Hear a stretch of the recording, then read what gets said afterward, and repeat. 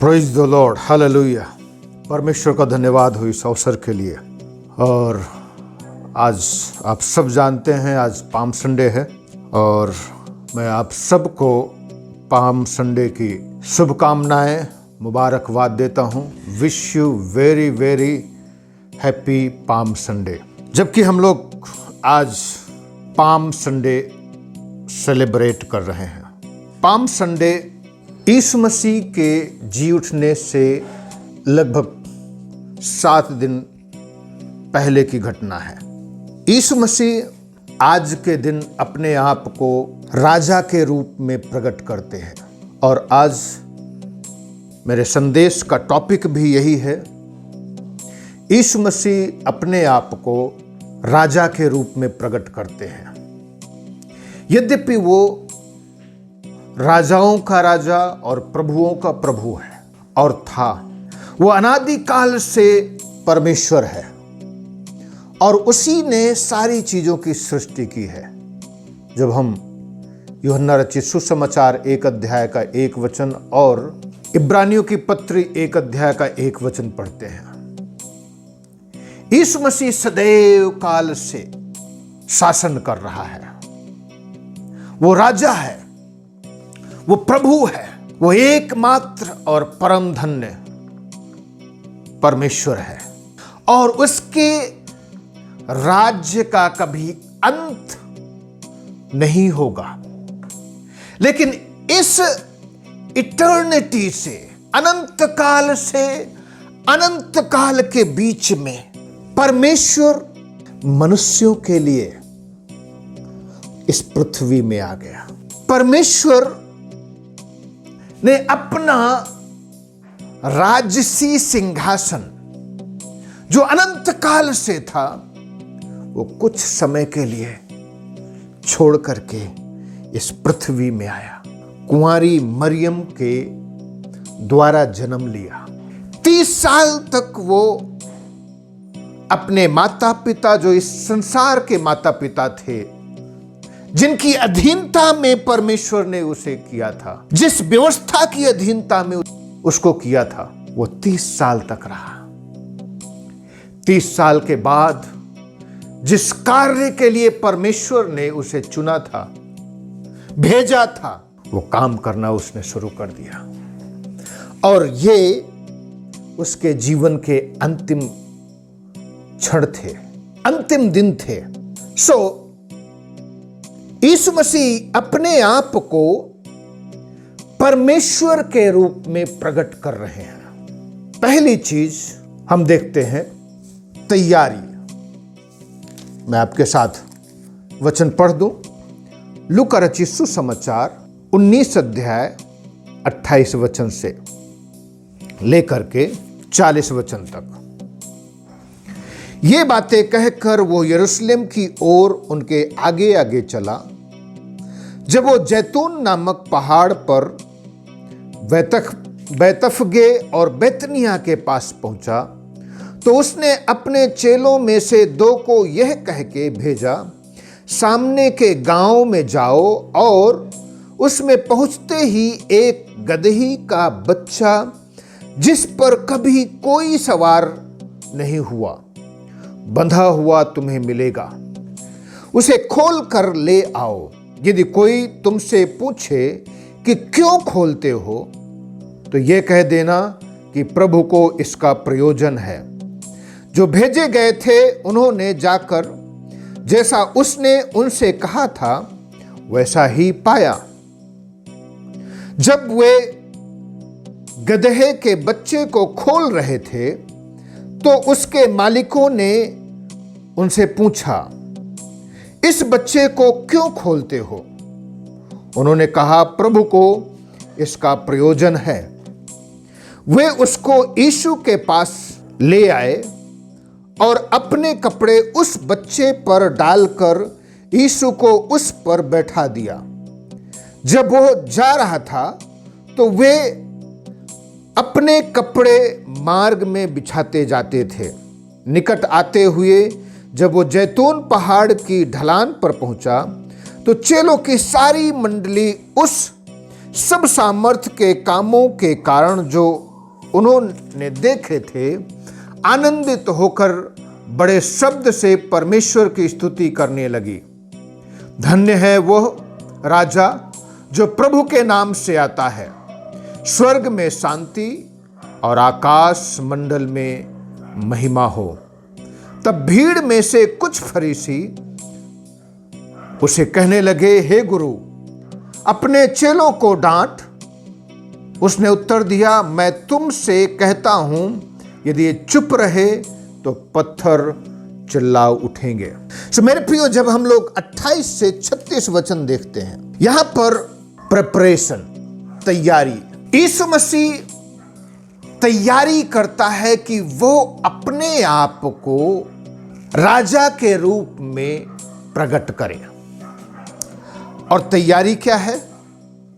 सबसे पहली चीज, वो गधे के बच्चे के लिए अपने चेलों से बोलता है कि जाकर के आगे के गांव में जाओ और वहां पर तुम्हें एक गधे का बच्चा मिलेगा जिस पर कभी कोई नहीं चढ़ा है। और यीशु मसीह ने उनसे कहा, यदि कोई कहे तो बता देना कि प्रभु को इसका प्रयोजन है।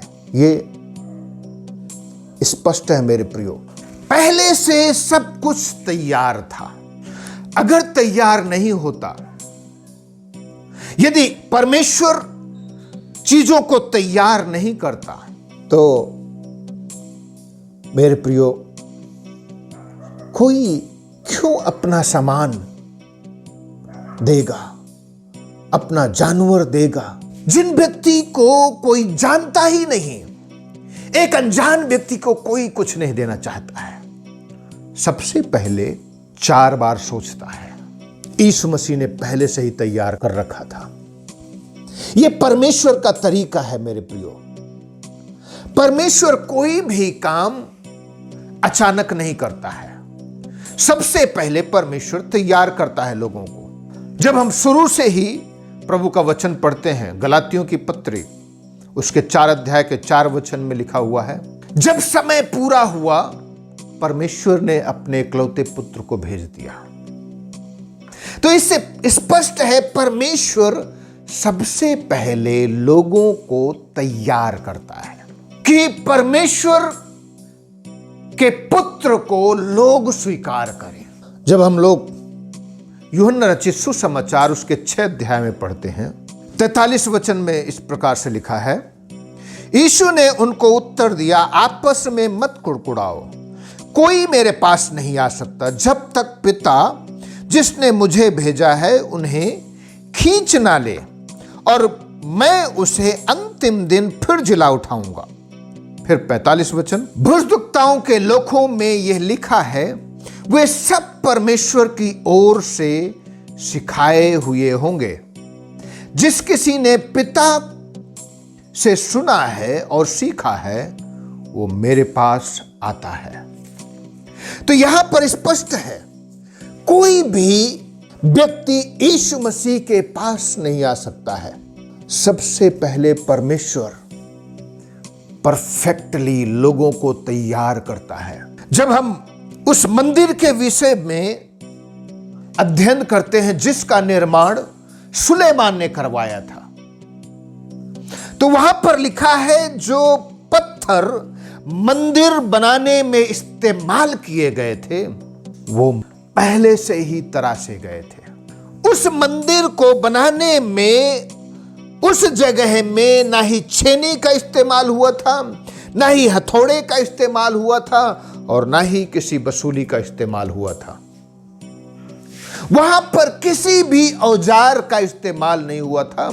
वो पहले से ही तराशे गए थे, औजार के द्वारा गढ़े गए थे। बस उनको क्या करना था? लोगों को लाना था, मिस्त्रियों को उनकी अपनी जगह में उन्हें फिट करना था। परमेश्वर आज लोगों को तैयार कर रहा है। जब हम लोग सुसमाचारों में पढ़ते हैं तो यीशु मसीह ने कहा, प्रार्थना करो, खेत पके हैं, मजदूर थोड़ी है, इसलिए किसान जो मालिक है उससे प्रार्थना करो कि वो फसल काटने के लिए मजदूरों को भेज दे। सो परमेश्वर सबसे पहले फसल को तैयार करता है, खेत को तैयार करता है, चीजों को तैयार करता है ताकि वो अपने पुत्र को हमारे पास भेज सके, ताकि हम लोग उसको राजा के रूप में स्वीकार करें। वो राजाओं का राजा है, वो प्रभुओं का प्रभु है। यहां पर हम लोग यहूदियों का जो ट्रेडिशन है, जो परंपरागत है, उसको देखते हैं कि किस तरीके से यहूदी लोग राजा को अपने परंपरा के अनुसार स्वीकार करते हैं। उनकी परंपरा हुआ करती थी कि जब एक राजा का अभिषेक होता था तो राजा गधे के बच्चे पर, लादू के बच्चे पर बैठ करके वो सिंहासन जाता था। सो वो राजाओं का राजा है, प्रभुओं का प्रभु। वो तैयार करता है चीजों को, लोगों को, ताकि लोग यीशु मसीह को परमेश्वर के पुत्र के रूप में स्वीकार करें। दूसरी चीज हम देखते हैं यहां पर आनंद मनाना। यहां पर हम देख रहे हैं कि किस तरीके से वो यीशु मसीह के आगमन को, जब यीशु मसीह ने अपने आप को राजा के रूप में प्रकट किया तो ये लोग आनंद और खुशी मना रहे हैं।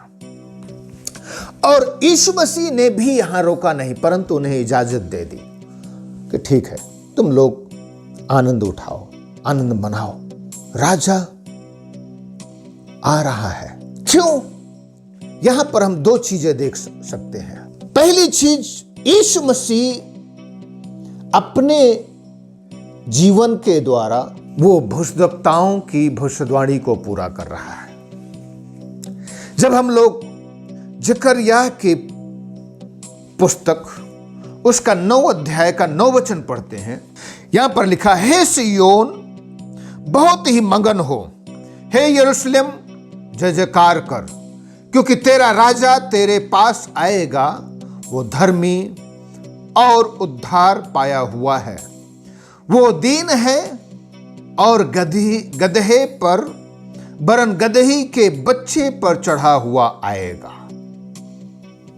तो यीशु मसीह यहां पर उस भविष्यवाणी को पूरा कर रहे हैं जो जकरिया ने लगभग 500 साल पहले भविष्यवाणी की थी, लगभग 520 के आसपास, क्योंकि 520 के आसपास से ही वो भविष्यवाणी करना शुरू किया था हागे भविष्यद्वक्ता के साथ।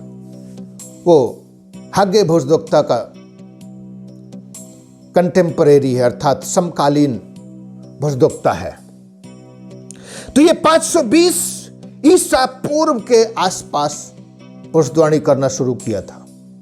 तो मेरे प्रियो, यीशु मसीह यहां पर अपने आप को प्रकट कर रहे हैं कि वो राजा है, वो प्रभु है, वो मसीहा है जिसकी भविष्यवाणी पहले से हो चुकी है। जकरिया ने की है कि राजा आएगा और वो गधे के बच्चे पर बैठा होगा और वो अपने राज्य गद्दी को स्थापित करेगा। हम लोग भजन संहिता 118 में जब पढ़ते हैं 25 और 26 वचन, यहां पर भजन संहिता का जो लेखक है इस प्रकार से कहता है, हे यहोवा विनती सुन उद्धार कर, हे यहोवा विनती सुन सफलता दे। धन्य है वह जो यहोवा के नाम से आता है, हमने तुमको यहोवा के घर से आशीर्वाद दिया है। तो यहां पर लिखा है, धन्य है वो जो यहोवा के नाम से आता है। यह विजय के लिए धन्यवाद का भजन है जो भजनकार लिखता है। तो यीशु मसीह के विषय में यह विजय का प्रवेश जो यीशु मसीह अपने आप को राजा के रूप में दिखा रहे हैं, वो अब तक जो उसने जीवन जिया है वो एक विजयी राजा के रूप में जीवन जिया है। उसने प्रकृति के ऊपर अधिकार किया, जब उसने आंधी को शांत किया, पानी को शांत किया। प्रकृति के ऊपर अधिकार जब उसने बड़े तूफान को शांत किया और समुद्र की ऊंची ऊंची लहरों को शांत किया। बीमारी के ऊपर अधिकार जब उसने कोढ़ियों को ठीक किया, मिर्गी के बीमारों को ठीक किया। भिन्न भिन्न और नाना प्रकार की बीमारी, जैसा कि मत्ती रचित सुसमाचार 4 अध्याय में वर्णन है, नाना प्रकार की बीमारी, भिन्न भिन्न प्रकार की बीमारियों को यीशु मसीह ने दूर किया, लोगों को चंगा किया, लोगों के जीवन में आश्चर्य के काम किए। शैतान के ऊपर अधिकार किया जब उसने दुष्ट आत्माओं को निकाला, और प्रभु का वचन कहता है वो बोलने नहीं देता था और दुष्ट आत्माएं उसकी आज्ञा मानती थी और चीखती चिल्लाती हुई निकल जाती थी। तो अब तक उसने जो जीवन जिया है वो पूरे अधिकार, पूरी शक्ति, पूरी सामर्थ्य और विजय के साथ जीवन जिया है। और यहां पर उस विजय का सेलिब्रेशन हो रहा है, वो विजय मनाया जा रहा है। यीशु मसीह ने यहां पर अपने विषय में जो भविष्यवाणी की गई है उसको पूरा कर रहा है। दूसरी चीज, यीशु मसीह अपने आप को राजा के रूप में प्रकट कर रहा है। क्यों? ताकि भविष्यवाणी जो की गई थी वो पूरा हो सके। और भविष्यवाणी क्या की गई थी? वो फसह का मेमना कहलाएगा। हालेलुया। जब हम लोग मत्ती 26 अध्याय का 3 से 5 वचन पढ़ते हैं, यहां पर इस प्रकार लिखा है, तब प्रधान याजक और प्रजा के पुरनिये काइफा नामक महायाजक के आंगन में इकट्ठा हुए और आपस में विचार करने लगे कि यीशु को छल से पकड़कर मार डालें, परंतु वे कहते थे, पर्व के समय नहीं, कहीं ऐसा ना हो कि लोगों में बलवा मच जाए। तो ये पोस्टपोन हो सकता था, फसह के बाद की घटना हो सकती थी, लेकिन भविष्यवाणी को पूरा होना था कि वो फसह का मेमना कहलाएगा। यूहन्ना जो बपतिस्मा देने वाला था, उसने कहा, देखो ये परमेश्वर का मेमना जो जगत के पापों को उठा लिया जाता है। तो यीशु मसीह परमेश्वर का वो मेमना था जिसको फसह के दिन बलिदान होना था। मेरे प्रियो, 1 कुरिन्थी 5 अध्याय का 7 वचन यहां पर इस प्रकार से लिखा है, पुराना खमीर निकाल कर अपने आप को शुद्ध करो कि नया गूंधा हुआ आटा बन जाओ, ताकि तुम अखमीरी हो, क्योंकि हमारा भी फसह जो मसीह है बलिदान हुआ है। तो यहां पर यीशु मसीह हम सब के पापों के लिए फसह के दिन बलिदान हुआ है। फसह का मेमना है यीशु मसीह। जिस प्रकार से मिस्र में जब वो लोग वहां से निकलने वाले थे, परमेश्वर ने उन लोगों के लिए एक विधि ठहराई थी कि उन्हें कुल के पीछे एक मेमना लेना है और उसका बलिदान करना है और उसका लहू लेकर के अपने चौखटों पर लगाना है, और जब नाश करने वाला स्वर्गदूत आएगा तो तुम्हें छोड़ करके चला जाएगा। तो मेरे प्रियो, ये छुटकारे का मेमना, यदि यीशु मसीह अपने आप को राजा के रूप में स्थापित नहीं करते, राजा के रूप में प्रकट नहीं करते, तो ये जो समय है ये बाद में बढ़ सकता था। लेकिन परमेश्वर कभी कोई गलती करता ही नहीं है। परमेश्वर का सारा काम परफेक्ट टाइमिंग के हिसाब से होता है। यूहन्ना रचित सुसमाचार में जब हम लोग पढ़ते हैं, वहां पर काना के विवाह में यीशु मसीह अपनी मां से कहते हैं, अभी मेरा समय नहीं आया है। फिर 7 अध्याय के 30 वचन में वह अपने भाइयों से कहते हैं, मेरा समय नहीं आया है। उसके बाद और जगहों में कहते हैं, मेरा समय नहीं आया है। तो यीशु मसीह जब भी कोई काम करते हैं उसका एक परफेक्ट टाइमिंग है, और इसलिए यीशु मसीह ने अपने आप को राजा के रूप में घोषित किया लोगों के बीच में, ताकि उसका जो टाइमिंग है वो परफेक्ट हो, क्योंकि उसको फसह के दिन बलिदान होना है। हालेलुया। हम लोग प्रभु का वचन देखते हैं मेरे प्रियो। यीशु मसीह के इस घोषणा का जो मुख्य विषय है वो है शांति। जब हम लोग लूका रचित सुसमाचार 19 अध्याय का 38 वचन पढ़ते हैं, यहां पर लिखा है, धन्य है वो राजा जो प्रभु के नाम से आता है, स्वर्ग में शांति और आकाश मंडल में महिमा हो। तो स्वर्ग में शांति और आकाश मंडल में, तो ये एक ऐसा राजा जो शांति का राजकुमार कहलाएगा।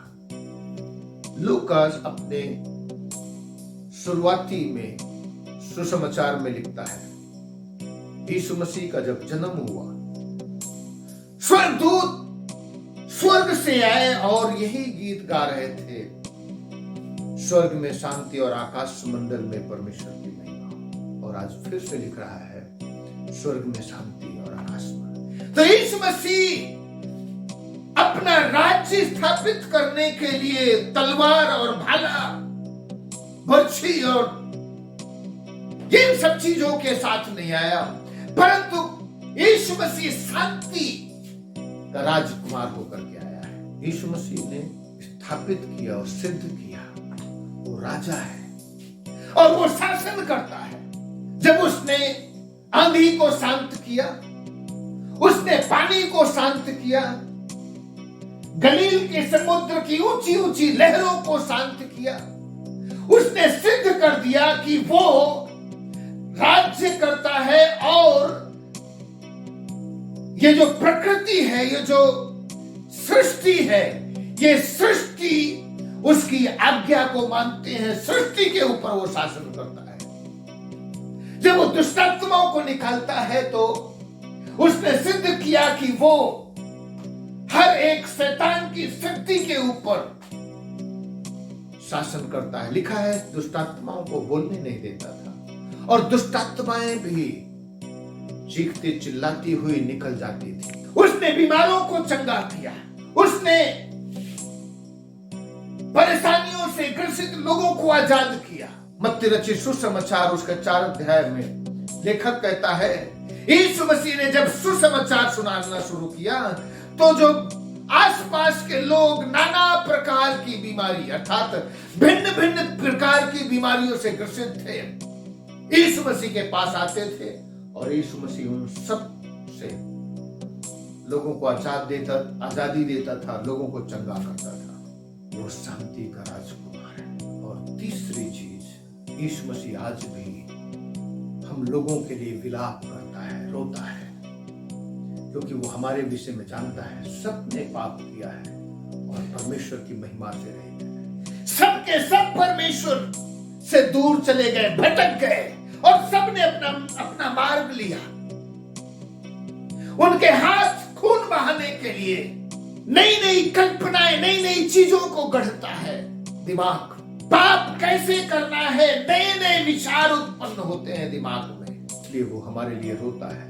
प्रभु का वचन बताता है, अगर हम लोग पढ़ते हैं लूका रचित सुसमाचार 19 अध्याय के 41 वचन में, यहां पर लिखा, जब वो निकट आया तो नगर को देखकर उस पर रोया और कहा, क्या ही भला होता कि तू ही इसी दिन में कुशल की बातें जानता, परंतु अब वे तेरी आंखों से छिप गई हैं, क्योंकि वे दिन तुझ पर आएंगे कि तेरे बैरी मोर्चा बांध कर तुझे घेर लेंगे और चारों ओर से तुझे दबाएंगे और तुझे और तेरे बालकों को जो तुझ में मिट्टी में मिलाएंगे और तुझ में पत्थर भी न छोड़ेंगे, क्योंकि तूने उस अवसर को जब तुझ पर कृपा दृष्टि की गई ना पहचाना। तो मेरे प्रियो, यीशु मसीह आज भी हमारे लिए रोता है। जब यीशु मसीह पृथ्वी में था, यीशु मसीह 2 ही बार विलाप किया। पहली बार जब वो लाजर को जिंदा करने के लिए आया और जब उसकी बहनों को देखा तो वहां पर लिखा है रोया। लेकिन यहां पर विलाप करने की बात है, वहां पर रोना, यहां पर विलाप करना मतलब ये विलाप करना, वो विलाप करना है जब कोई व्यक्ति मर जाता है। और वहां पर जब रोना की बात है तो वो यीशु मसीह रोया। इसका मतलब ये नहीं कि लाजर को देख करके रोया, लाजर के मरने पर रोया, परंतु जब उसकी बहनों को देखा रोते हुए, वो तरस और दया से भर करके रोया। आज भी यीशु मसीह हमारे लिए विनती करता है, हमारे लिए प्रार्थना करता है। इसलिए मेरे प्रियो, आइए हम लोग पापों से मन फिराएं, पवित्र आत्मा से कहें, प्रभु हमें तो बता, हमने कहां पर गलतियां की है।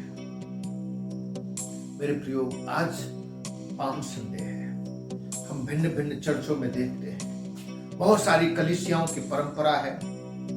वो लोग खजूर की डालियां लेकर के आते हैं चर्च, और जब वो चर्च में आते हैं तो कई कलीसियाओं में का कंपाउंड बहुत बड़ा होता है, तो खजूर की डालियां लेकर के पूरे कंपाउंड में घूमते हैं। लेकिन कई कलीसियाओं की अपनी परंपरा है कि वो आस पड़ोस में घूमते हैं उस खजूर की डालियों को लेकर के और गीत गाते हुए।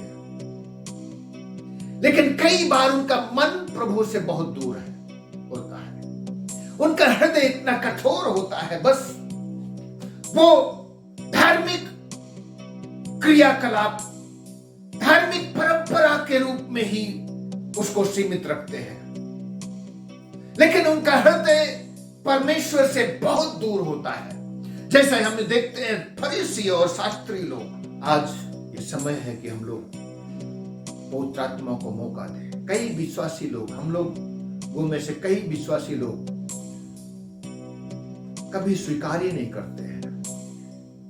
कब लोग कहते हैं हमने कोई पाप ही नहीं किया है। बताओ, हमने कहां गलती की है? हमसे कौन सा पाप हुआ? मेरे प्रियो, ये समय है कि हम लोग पवित्र आत्मा को मौका दें।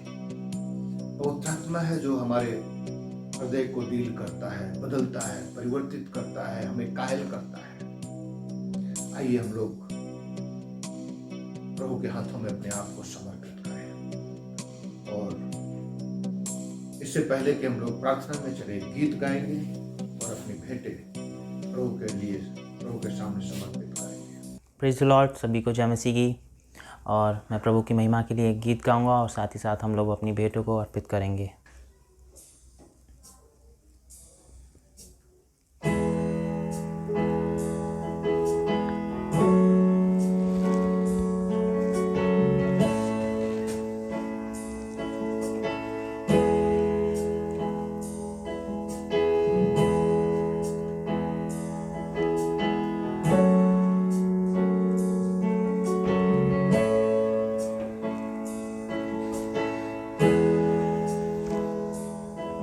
तुमसा कोई नहीं, तुमसा कहीं नहीं, अब है पूरा यकीन, तुमसा कोई नहीं, तुम सा कोई नहीं, तुम सा कहीं नहीं।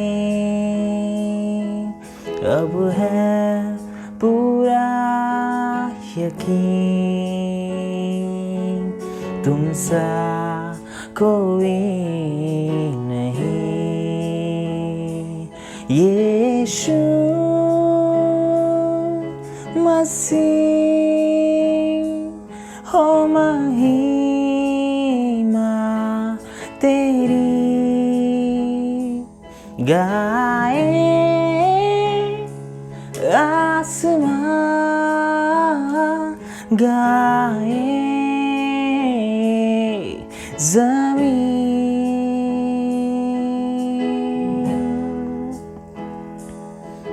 तुम सा कोई नहीं, तुम सा कहीं नहीं। अब है पूरा यकीन, तुम सा कोई नहीं।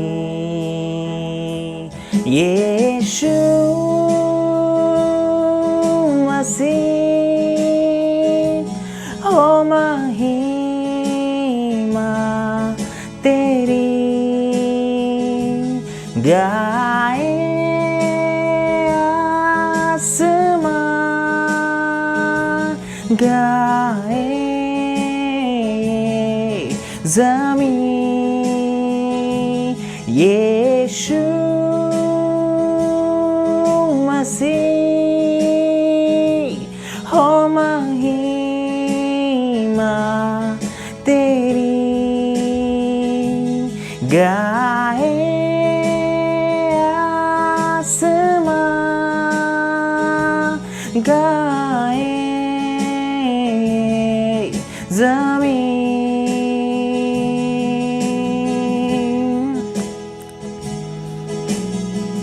अंधेरों में तू रोशनी है, तू ही मंजिल, तू रास्ता भी है।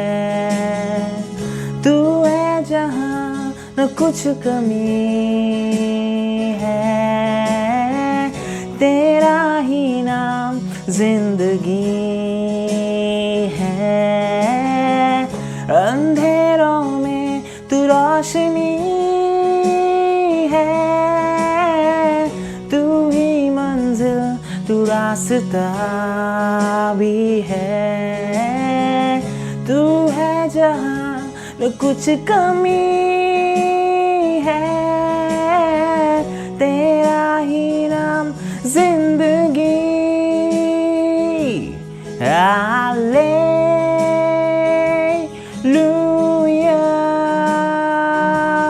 Hallelujah,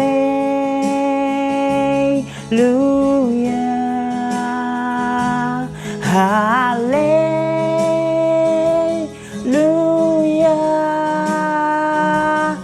hallelujah.